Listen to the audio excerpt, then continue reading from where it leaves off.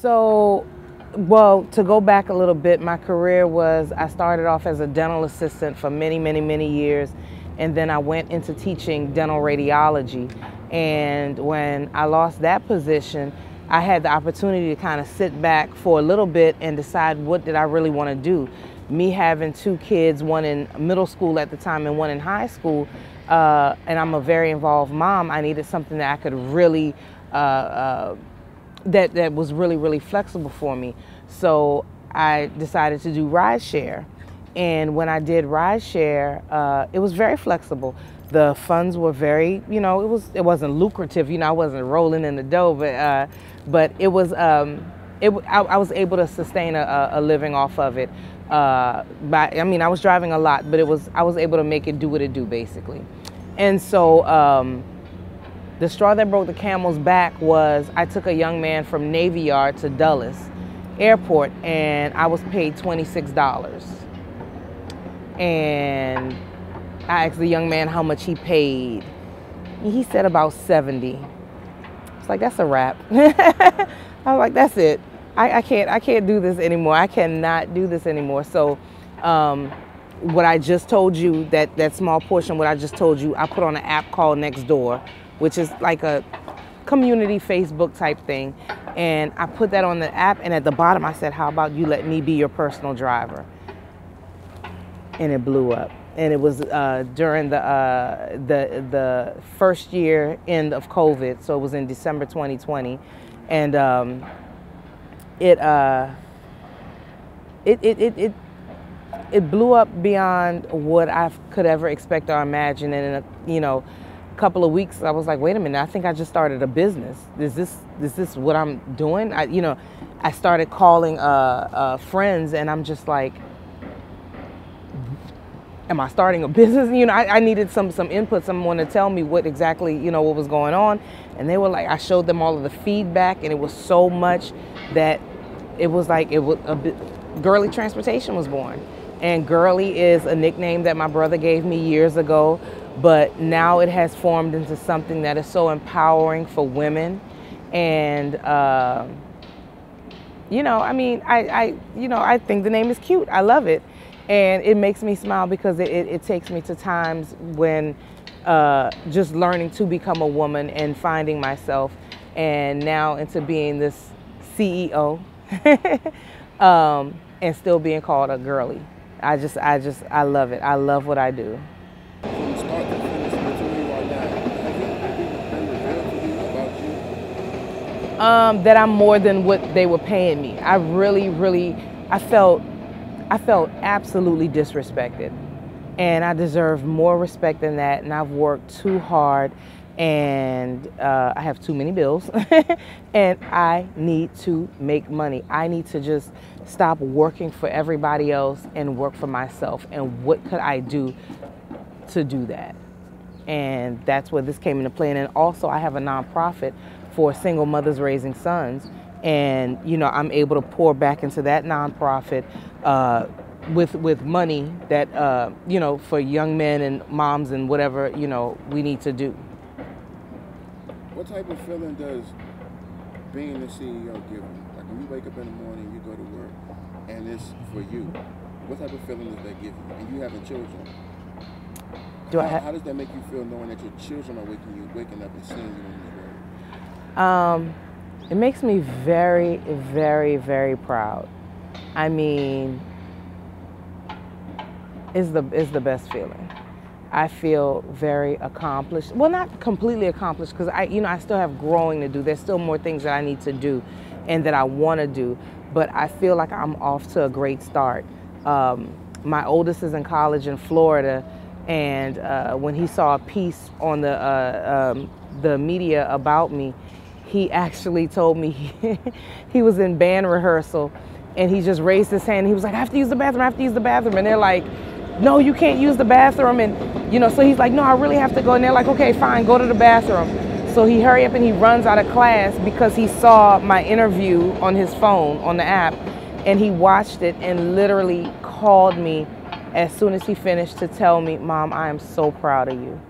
And it was the best feeling. I said, thank you so much. I love you. Now please go back to class.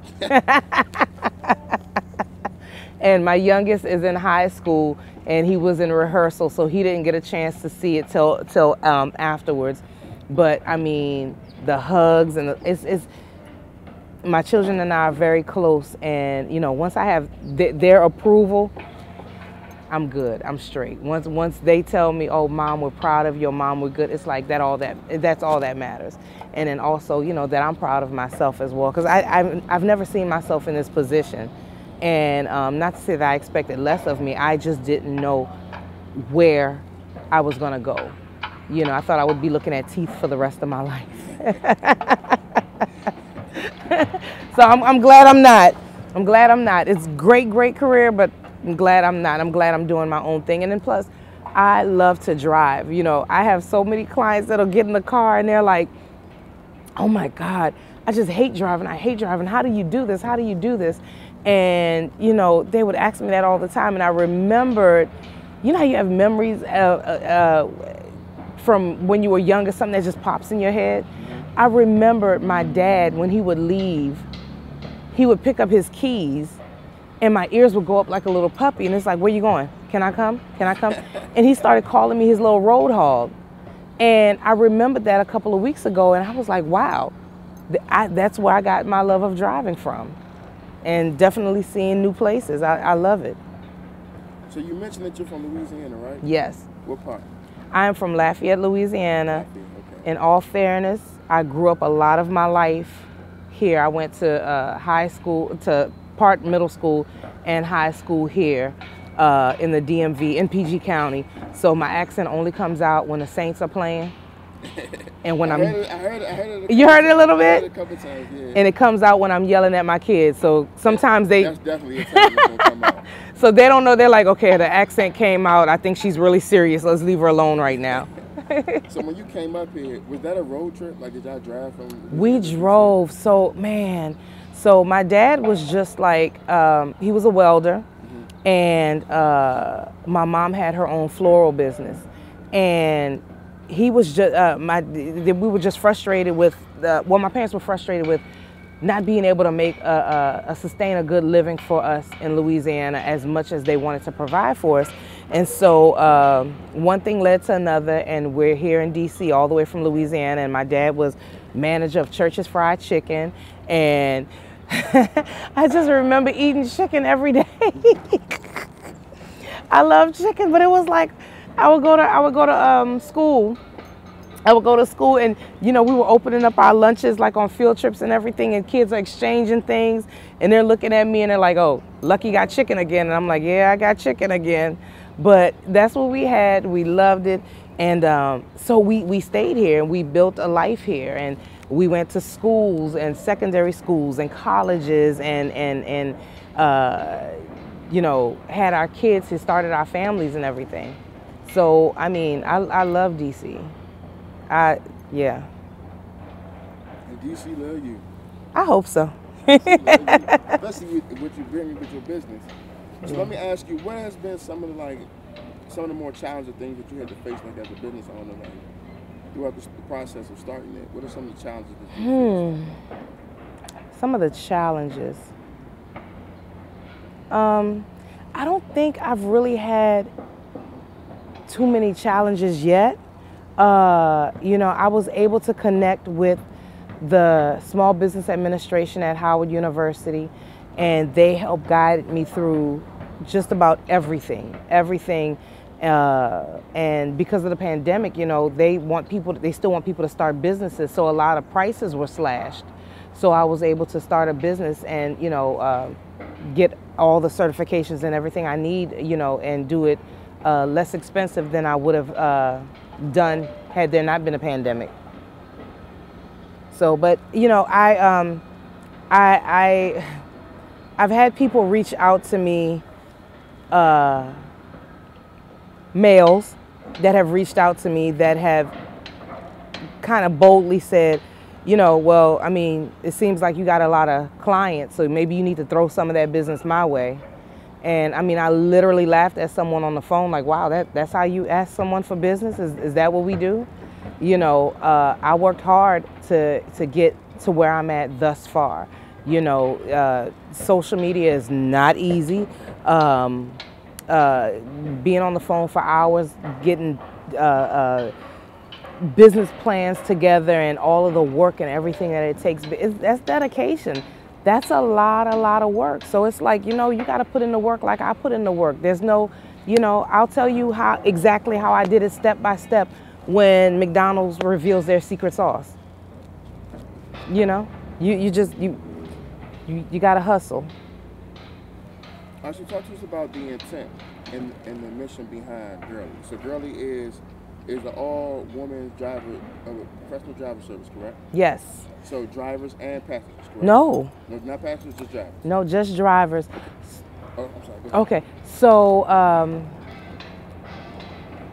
I wanted females, I wanted everybody, but especially females, to really feel safe. When I was doing rideshare, I can tell you so many stories of females that have cried in my car, that have, as soon as they got in my car, they said, "Oh my God, thank you for coming. I'm so glad you're a woman driver." There'd be times I want to turn off my app and I would look and another ride came through, and if it was a picture of a woman, I'm like, oh, I gotta get them, because they probably want a female driver. And it was an overwhelming response for it. And so, you know, I think I've only had maybe 3 instances where I had to put people out of my car during rideshare, and where I did not feel safe. And I reported it to the rideshare company, and it was, I think they did the standard, whatever they do, and blocked me from the person, but I still didn't feel safe at all, because that person could go and create a whole nother profile and, you know, and you know, ask for a ride again, and I may be that person and end up picking them up again. So I just really wanted to create as much safety and as much comfortability as possible, and to be personable. I'm a very personable person. Driving for rideshare, it was just, it just wasn't the type of interaction. It was like, I just need a little bit more. I need a little bit more. And with Girlie, I like how my clients are pretty much vetted. You know, you text me or you email me your destination, where you want to go. You can go to my website, www.girlietransport.com, and you can find most of the prices on there. And if the price isn't on there, well, you tell me, hey, I want to go from the Nat Stadium to Woodbridge, Virginia at this time and this day, and I will calculate the figures and I'll email them back to you. And I said, you know, then my next thing is, if you would like to book, make sure you text me for a quicker response. Text me, and then I'll go ahead and I'll book you. You know, and that's what we've done. And I just think that people that want to play games are really not into doing all of that. You know what I mean? And that's been working so far so good. And the app is definitely coming soon. We have someone working on it now. As far as the female drivers, right now it's only me. I've had a ton of inquiries, a ton. And just trying to weed out some of the people. Whoever drives for Girlie, they have to be personable. They have to have a great personality. I love to talk. They don't have to love to talk, but I need them to hold conversations if the client, you know, wants to have a conversation. And one of the things that my clients love about me and that they've told me is definitely that I'm personable.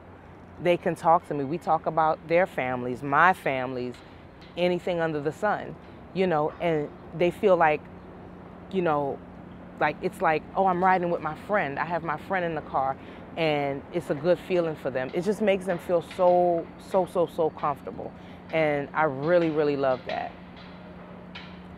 So as we close out, let's say your sons wanted to start a business, right? Let's say they came to you and say, hey, Mom, we got an idea for a business. We need some help. What would you tell them, being as though you're going through this process, you created this business and you have success?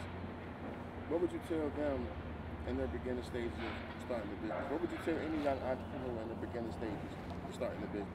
So definitely make sure that it's something you want to do, that you can put your heart and soul into it. Not like, hey, this is going to make money, I can do this. Because you know what, you may make money, but that's going to get old. Do you really love what you're getting ready to do? Are you ready to invest time into getting it started? You know, because starting Girlie Transportation is definitely not cheap. Gas has risen and it is expensive. So I would tell them, research what it is you want to do. Find anyone else who's doing what you want to do.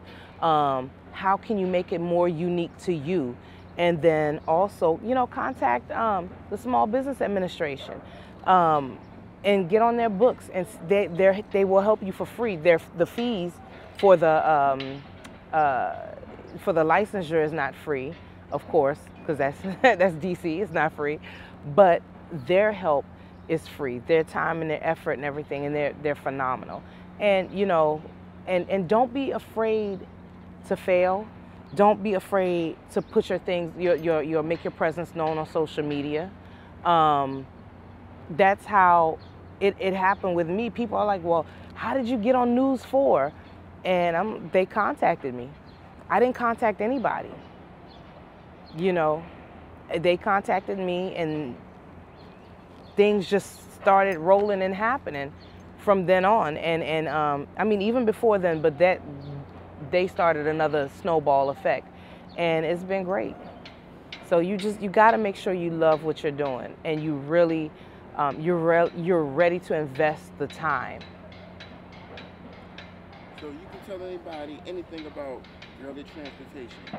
What would you tell them? Personable, friendly, definitely reliable. And you're gonna have a good ride.